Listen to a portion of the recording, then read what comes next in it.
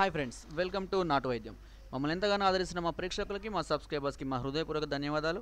మీరు ఎలాంటి సమస్యలతో బాధపడుతున్నా, ఎలాంటి వ్యాధులకు గురైనా మాకు కామెంట్ ద్వారా తెలియచేయండి. తప్పకుండా చక్కని చిట్కాల్ని అందిస్తాం.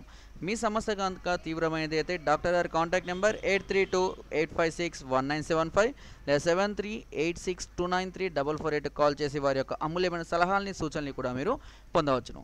మీరు కనుక మా ఛానల్ని మొదటిసారి విజిట్ చేసినట్లయితే సబ్స్క్రైబ్ బటన్ నొక్కడం ద్వారా మా యొక్క లేటెస్ట్ వీడియోస్ని మీరు ఎప్పటికప్పుడు వాచ్ చేస్తూ ఉండవచ్చు. సో ఫ్రెండ్స్, ఈరోజు మనం చాలామంది మమ్మల్ని కామెంట్ ద్వారా ఫోన్ చేసి అడుగుతున్నారు, పెళ్ళి చాలా రోజులు అవుతున్నా కూడా పిల్లలు పుట్టడం లేదని, దీనికి కారణాలు ఏముంటాయని, దానికి సొల్యూషన్ ఏమైనా ఉందా అని చాలామంది మమ్మల్ని అడగడం జరుగుతుంది. అయితే ఈరోజు వారి కొరకు నేను ఒక అద్భుతమైన చిట్కాతో మీ ముందుకు వచ్చాను. ముఖ్యంగా పిల్లలు పుట్టబోవడానికి మగవారిలోని ప్రాబ్లమ్స్ ఉంటాయి, ఆడవారిలోని ప్రాబ్లమ్స్ ఉంటాయి. సో ఈరోజు నేను ఆ మగవారిలో ప్రాబ్లమ్స్ ఎలాంటి, ఆడవాళ్ళ ప్రాబ్లమ్స్ ఏంటి అనే దాని గురించి మనం కొద్దిగా చర్చించుకోవాలి. చాలామంది మా వీడియోలో ఫస్ట్ సోది చెప్తున్నారు, అంత ఎక్కువగా చెప్తున్నారు అని అంటూ ఉంటారు. కాబట్టి మీరు ఫస్ట్ ఆఫ్ ఆల్ అర్థం చేసుకోవాలి, నేను చిట్కా చెప్పే ముందు దాని గురించి ఎక్స్ప్లెయిన్ చేయడం, అది ఎలాంటి వాళ్ళు వాడాలి అన్నది మనకు చాలా ఇంపార్టెంట్. కాబట్టి మీరు సోది అని అనుకుంటే మాత్రం దయచేసి వీడియో స్కిప్ చేసి వెళ్ళిపోండి. ఎవరికైతే అవసరం అనుకుంటారో వాళ్ళు వినండి, తప్పకుండా ప్రయోజనం, ఉపయోగం అనేది ఉంటుంది. ఓకే, దయచేసి కామెంట్లో కూడా పెట్టకండి, వేరే వాళ్ళని తప్పుదోవ పట్టించిన వారు అవుతారు. మీకు నచ్చకపోతే సైలెంట్గా ఉండండి. ఓకే. ఇకపోతే స్త్రీలో ముఖ్యంగా వచ్చే ప్రాబ్లమ్స్ ఏంటంటే గర్భాశయంలో వచ్చేటువంటి ప్రాబ్లమ్స్. అంటే గర్భాశయానికి పుండు కావడం, నీటి బుడగలు ఉండడం, వీక్గా ఉండడం, లేదంటే ఎక్కువ వేడి శరీరాలు కలిగి ఉండడం, ఇంకా అందులో ఉన్నటువంటి చిన్న చిన్న హార్మోన్స్ లోపం వల్ల కూడా గర్భం నిలవకపోవడం, గర్భం అసలు దాల్చకపోవడం అనే ఎన్నో ప్రాబ్లమ్స్ని స్త్రీలు ఫేస్ చేస్తూ ఉంటారు. అయితే ముఖ్యంగా స్త్రీలకు కూడా తెలుసు, పీరియడ్స్ అయిన తర్వాత ఎన్ని రోజులకు కలిస్తే అవుతుందన్న సంగతి వాళ్ళు కూడా గుర్తుంచుకోవాలి. అయితే డేట్ వచ్చిన తర్వాత 12 నుంచి 18 ఈ మధ్య రోజుల్లో కనుక ఎక్కువగా గర్భం దాల్చేటువంటి అవకాశాలు ఎక్కువగా ఉంటాయి. అది కూడా వారు గుర్తుంచుకోవాలి. ఎప్పుడో ఒకసారి వీలున్నప్పుడు కలవడం కాకుండా అది మీరు ఆ డేట్ గుర్తుపెట్టుకొని సక్రమంగా చేసుకోవడం వల్ల, ఎక్కువసార్లు కలవేసే ప్రయత్నం చేయడం వల్ల అవకాశాలు కూడా ఎక్కువగా ఉంటాయి. అంతేకాకుండా దాల్చిన తర్వాత చాలామంది ఏం చేస్తూ ఉంటారంటే వెంటనే వెళ్ళి కడుక్కోవడము అలాంటివి చేయకూడదు. ఓకే, అయితే చిన్న చిన్న చిట్కాలు ఉన్నాయి. ఏంటంటే ఎప్పుడైతే మీరు రతిలో పాల్గొంటారో, మీరు అయిపోయిన తర్వాత కనీసం స్త్రీలు 5 నుంచి 10 నిమిషాల వరకు, దాదాపుగా 5 నుంచి 10 నిమిషాల వరకు బెడ్ నుంచి లేవకూడదు. ఇంకొకటి, ఒకవేళ ప్రాబ్లం క్రిటికల్గా ఉన్నప్పుడు నడుము కింద మెత్త పెట్టుకోవడం వల్ల ఈ వీరకణాలు నేరుగా గర్భసంచులకి వెళ్ళే అవకాశం కూడా ఎక్కువగా ఉంటుంది. సో అంతేకాకుండా ఈ కలిసిన తర్వాత చాలామంది ఏం చేస్తున్నారనంటే పెళ్ళైన కొత్తలో గర్భం దాల్చకుండా ఉండడానికి అనేకమైనటువంటి గర్భ నిరోధక మాత్రల్ని వాడుతూ ఉంటారు. సో అవి కూడా ఎక్కువగా వాడడం వల్ల సైడ్ ఎఫెక్ట్స్ ఎక్కువగా అవ్వడం వల్ల కూడా పిల్లలు పుట్టకపోవడానికి ఎక్కువగా అవకాశం అనేది ఉంటుంది. సో దయచేసి ఈ విషయాలు కనుక స్త్రీలు గుర్తుపెట్టుకున్నట్లయితే దాదాపు మీ ప్రాబ్లమ్స్ 50 నుంచి 70% వరకు మీరు తగ్గించుకోవచ్చు. ఇంకా హార్మోన్ లోపం ఉంటే మీరు డాక్టర్ గారిని కాంటాక్ట్ చేయండి. ఓకే, సో ఇకపోతే మగవారిలో వచ్చే ప్రాబ్లమ్స్ ఏంటి? ముఖ్యంగా వారికి ఒకే ఒక ప్రాబ్లం మెయిన్గా ఉంటుంది. అదేంటంటే వీర్యకణాల సంఖ్య తక్కువగా ఉండడం.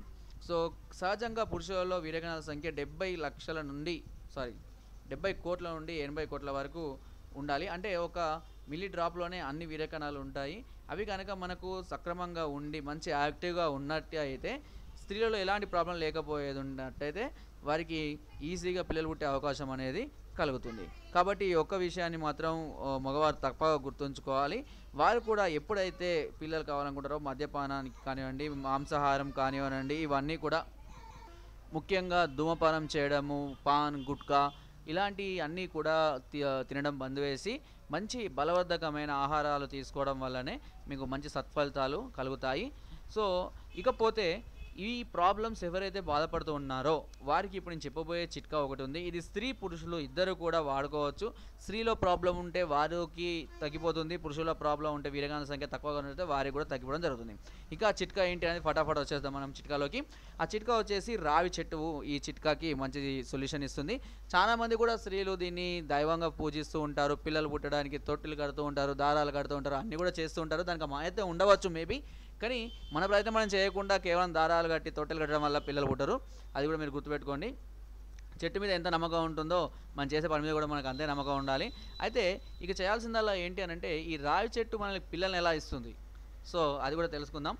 రావి చెట్టు ఎలా పిల్లల్ని ఇస్తుందంటే, రావి చెట్టు యొక్క పండ్లు, పక్వానికి వచ్చినటువంటి రావి చెట్టు పండ్లు, ఓకేనా, చిన్నగా ఉంటాయి.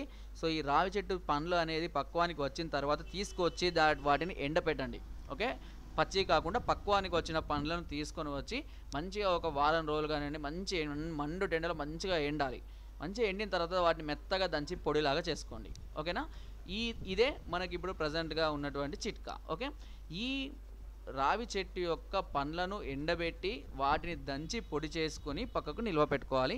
నిల్వ పెట్టుకున్న తర్వాత ప్రతిరోజు 10 గ్రాముల మోతాదులో కొద్దిగంత చక్కెర, కండ చక్కెర ఎందుకంటే ఇది వేడికి రాదు, చలవ చేస్తుంది కాబట్టి ఈ శరీరానికి కూడా మంచిది. కండ చక్కెరను కొద్దిగంత తీసుకొని ఒక గ్లాసు పాలలో కలుపుకోవాలి. అంటే ఒక గ్లాసు గోరువెచ్చటి పాలలో కండ చక్కెర కొద్దిగా కలిపి దాంతోపాటుగా 10 గ్రాముల ఈ రావి చెట్టు కాయల పొడిని ఈ రెండింటిని కలుపుకొని పాలు కనుక ప్రతిరోజు వీలుంటే ఉదయం సాయంత్రం అన్నం తిన్న ముందైనా పర్వాలేదు, తినక ముందైనా పర్వాలేదు, అలాంటిది ఏం ప్రాబ్లమ్స్ లేవు ఇక్కడ. ప్రతిరోజు ఇలా తాగుతూ ఉంటే 2 నుండి 3 నెలల్లోనే మీకు అన్ని రకాల ప్రాబ్లమ్స్ సాల్వ్ అయిపోవడమే కాకుండా మంచి సంతానోత్పత్తి అంటే బలవంతులైన పిల్లలు పుట్టే అవకాశం కూడా చాలా ఎక్కువగా ఉంటుంది. అయితే ముఖ్యంగా ఈ చేసేటప్పుడు ఈ చిట్కా పాటించేటప్పుడు పథ్యం చేయడం మాత్రం కంపల్సరీ. పథ్యం అంటే ఏదో తినకుండా ఉండడం అనేది కాదు. నాన్ వెజ్ లాంటివి వేడికొచ్చే వస్తువులు, వాతానికి వచ్చేటి అంటే వంకాయ, ఆలుగడ్డ, చికెను, అదేవిధంగా మటన్ కానివ్వండి, తలకాయ కూర, బోటి కానివ్వండి, ఇంకా కొన్ని రకాలైనటువంటి అంటే లిక్విడ్స్ తాగడాలంటే for example beer, brandy, whisky ఇలాంటి అన్నీ కూడా ధూమపానం అన్నీ కూడా మానేయాలి. ఓకేనా? ఇవన్నీ మానివేస్తేనే మీకు ఫలితం అనేది చాలా చక్కగా ఉంటుంది. సో ఫ్రెండ్స్, నా వీడియో కనుక మీకు నచ్చినట్లయితే ఒక లైక్, ఒక షేర్ చేయండి. అయితే మీకు ఒక చిన్న విషయం కూడా చెప్పాలి. ఇక్కడ చాలామందికి ఏం చేస్తున్నారంటే మాకు యూట్యూబ్లో నెంబర్స్ పెట్టి మాకు కాల్ చేయడం, మీ నెంబర్స్ పడుతున్నారు. అలా మీ నెంబర్స్ పెట్టడం వల్ల వేరే వాళ్ళు మీ నెంబర్స్ తీసుకొని మీకు నాటు వైద్యం నుంచి కాల్ చేస్తున్నాం అని చెప్పి ఏదో ఒక మెడిసిన్ని అంటగడుతున్నారు. దానివల్ల మీరు మోసపోతున్నారు.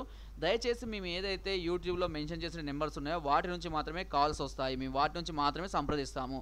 వేరే ఏ ఇతర నెంబర్ల నుంచి మీకు కాంటాక్ట్ చేయము. దయచేసి ఆ నెంబర్స్ వస్తే మాత్రమే మీరు రెస్పాండ్ అవ్వండి. దయచేసి ఆ నెంబర్ సేవ్ చేసుకోండి.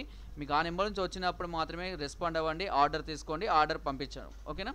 సో కాబట్టి వేరే వాళ్ళని నమ్మి అనవసరంగా డబ్బులు వేస్ట్ చేసుకోకండి. ఓకే ఫ్రెండ్స్, సో ప్రతి ఒక్కరు కూడా వీడియో నచ్చినట్లయితే సబ్స్క్రైబ్ చేయడం మాత్రం మర్చిపోకండి. అంతేకాకుండా మీ అమూల్యమైన సలహాలని, సూచనలు కూడా నాకు కామెంట్ ద్వారా పంపించండి. Thank you.